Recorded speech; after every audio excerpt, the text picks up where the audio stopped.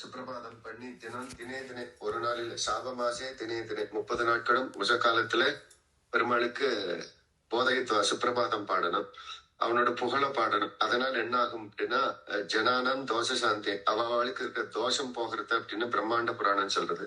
இன்னும் கொஞ்சம் ஸ்பஷ்டமா வராக புராணத்துல வராக நாயினா உஷத்காலே சம்பிரதே அர்ச்சயித்வா ஜனார்த்தனம் உபச்சாரைகி சோஷபர் முக்தானம் நிவேதியேது அப்படின்னு வராக நாயனார் பூமி பிராட்டிக்கு சொல்ற. உஷத்காலத்துல எனக்கு சுப்பிரபாதம் பாடணும், அர்ச்சயித்வா எனக்கு அர்ச்சனம் பண்ணணும், பலவித உபச்சாரங்கள் பண்ணணும், அர்க்கியபாத்திய ஆசனங்கள் தூபதீபங்கள் அதெல்லாம் கொண்டு உபச்சாரம் பண்ணணும். அப்புறம் சேஷசாபர் முத்கானம் வெண்பொங்கல் எனக்கு தலிகை பண்ணா நான் சந்தோஷப்படுகிறேன் அப்படின்னு சொல்றேன். அந்த இடத்துல வியாக்கியானம் பண்றப்ப வெண்பொங்கல்ல மிளகு, ஜீரகம், இஞ்சி, நெய், கிருத்தம், சிறுபருப்பு இதெல்லாம் சேர்த்து எனக்கு அதைய சமர்ப்பிச்சா நான் ரொம்ப உகக்கிறேன் அப்படின்னு சொல்லிடுறேன். அப்ப முத்கானம் மாத்திரமே 30 நாளுக்கு மிதிக்கிறது.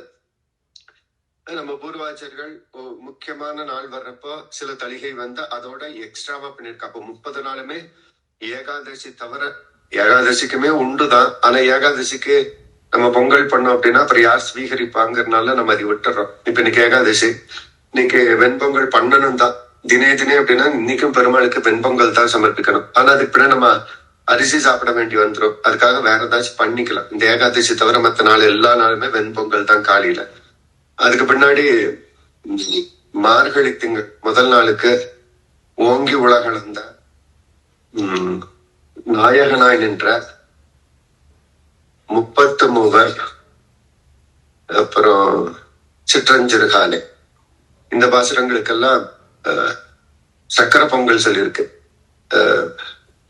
வெல்லம் போட்டு பொங்கல் பண்ணணும்னு சொல்லியிருக்கு. மார்கழி திங்களுக்கு ஓங்கி உலகளந்தக்கு நாயகனாய் நின்ற பாசுரத்துக்கு 30 மூவருக்கு, அதே மாதிரி சிற்றஞ்சிறுகாலைக்கு இதுக்கு வெண்பொங்கல் வெண்பொங்கல் கூட சேர்த்து சக்கரை பொங்கல் சமர்ப்பிக்கணும்னு சொல்லியிருக்கு. இதுல உந்து மதகளிட்டன் வருது. உந்து மதகளிட்டன் பாசுரத்துக்கு புளியோதரை, அன்னைக்கு மகாலட்சுமிக்கு உகந்த பாசுரம்ங்கிறதுனால அன்னைக்கு புளியோதரை வெண்பொங்கலோட சேர்த்து நிவேதனம் பண்ணணும்னு இருக்கு. கற்று கறவைகள் கறவைகள் பிஞ்சென்று இருக்கு. கூடாரை வெல்லும் அடுத்த நாள் கறவைகள் பிஞ்சென்று வந்த அன்னைக்கு தத்யோனம், அன்னைக்கு கிருஷ்ணன் போய் தன்னுடைய தோழர்களோடு தத்யோனம் தலிகை பண்ணதுனால அந்த பாசுரத்துக்கு அன்னைக்கு வெண்பொங்கலோடு சேர்த்து தத்யோனம்.